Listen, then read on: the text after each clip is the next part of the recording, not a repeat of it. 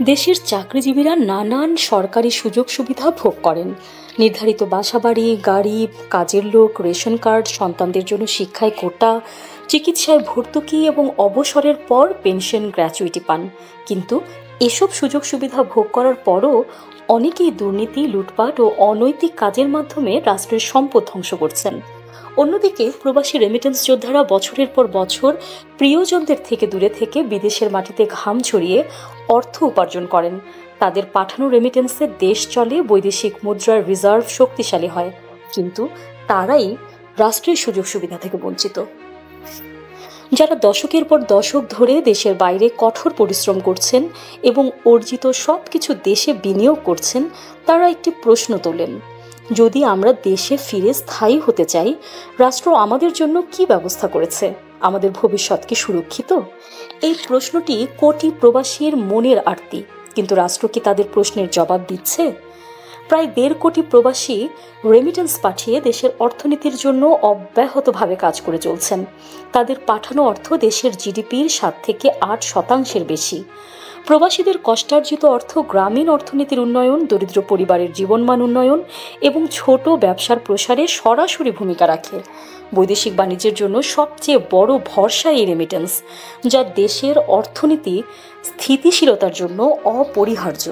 প্রবাসীরা তাদের পরিবারের কাছ থেকে দূরে থাকার যন্ত্রণা, শোষণমূলক কাজ এবং অনিরাপদ পরিবেশে বছরের পর বছর কাটান। অন্যদিকে দেশে যারা দুর্নীতি আর লুটপাটে মগ্ন, তারা আরামদায়ক জীবনযাপন করছেন। কিন্তু যারা দেশের অর্থনীতির মূল ভিত্তি তৈরি করছেন, তারা রাষ্ট্রের কাছে এক প্রকার উপেক্ষিত। রেমিটেন্স যোদ্ধাদের জীবন শুধুই পরিশ্রম ও ত্যাগের এক কষ্টের গল্প হয়ে থাকে। রাষ্ট্রের জন্য অবিরাম কাজ করেও তারা অবহেলিত থেকে যান। তাদের জন্য কোনো সামাজিক সুরক্ষা ব্যবস্থা নেই, অবসরকালীন কোনো নিশ্চয়তা নেই, এমনকি বিপদের সময় কোনো সাহায্যও নেই। সংস্কারের কথা বলা হচ্ছে, কিন্তু কোথায়, কিভাবে এবং কখন প্রবাসী রেমিটেন্স যোদ্ধাদের জন্য কার্যকর উদ্যোগ নেওয়া হয়েছে? তারা তো দেশের জন্য প্রাণপণ পরিশ্রম করছেন, কিন্তু তাদের জন্য কোনো ন্যায্য ব্যবস্থা নেই। রাষ্ট্র তাদের অবদান স্বীকার না করে কেবল কথার ফুলঝুরি দিয়ে যাচ্ছে। এখনও রাষ্ট্র শেখ হাসিনার নীতির পথেই হাঁটছে। গরিবদের অবহেলা করে আমলাদের অগাধ সুযোগ সুবিধা দেওয়া হচ্ছে। কিন্তু কেন প্রবাসীদের জন্য পেনশন, স্বাস্থ্যসেবা কিংবা কোনো ধরনের সামাজিক সুরক্ষা ব্যবস্থা তৈরি করতে এত দেরি হচ্ছে? একটি দেশের টেকসই প্রবৃদ্ধির জন্য প্রবাসীদের অবদানকে উপেক্ষা করা মানে নিজেদেরই ভবিষ্যৎ ধ্বংস করা। প্রবাসীদের কথা না বলার মধ্য দিয়ে আমরা তাদের রক্ত, ঘাম ও ত্যাগের মূল্যায়ন না করেই এই অর্থনৈতিক মেরুদণ্ডকে ধ্বংসের দিকে নিয়ে যাচ্ছি। এখন সময় এসেছে তাদের প্রতি অবহেলার অবসান ঘটিয়ে সুনির্দিষ্ট ও সুসংহত ব্যবস্থা গ্রহণের। রেমিটেন্স যোদ্ধাদের জন্য প্রয়োজনীয় উদ্যোগ: পেনশন তহবিল গঠন। প্রবাসীদের পাঠানো রেমিটেন্স থেকে একটি ছোট অংশ রেখে কেন্দ্রীয় পেনশন তহবিল তৈরি করা উচিত। এটি তাদের অবসরকালীন জীবনের আর্থিক সুরক্ষা নিশ্চিত করবে।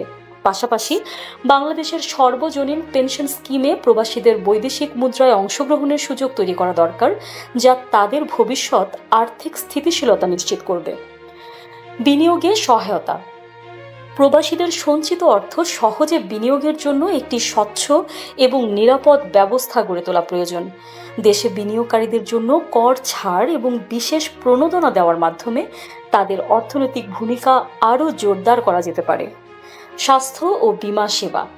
প্রবাসীদের জন্য বিশেষ স্বাস্থ্যসেবা এবং জীবন বীমা প্যাকেজ চালু করা উচিত, যা দেশে এবং বিদেশে উভয় ক্ষেত্রেই কার্যকর থাকবে। তাদের পরিবারের জন্য স্বাস্থ্যসেবার নিশ্চয়তা থাকা আবশ্যক। প্রতিনিধিত্বের সুযোগ। প্রবাসীদের স্বার্থ রক্ষায় একটি শক্তিশালী জাতীয় সংস্থা গঠন করা দরকার, যারা তাদের সমস্যা নীতি নির্ধারণী পর্যায়ে উপস্থাপন করতে পারবে। শিক্ষা ও সামাজিক সুরক্ষা।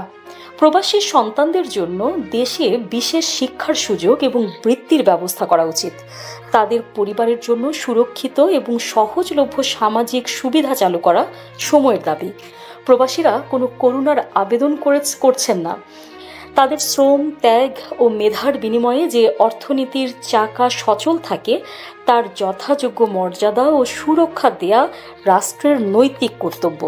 যদি রাষ্ট্র তাদের জন্য পেনশন, স্বাস্থ্যসেবা এবং বিনিয়োগের সুযোগ নিশ্চিত করতে ব্যর্থ হয়, তবে তা শুধু প্রবাসীদের প্রতি নয়, দেশের অর্থনৈতিক প্রবৃদ্ধির দিকেও চরম অবিচার।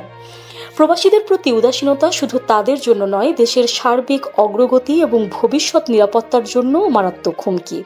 সময়ের দাবি হলো ঐতিহাসিক এই বৈষম্য দূর করে প্রবাসীদের প্রতি সুবিচার নিশ্চিত করা।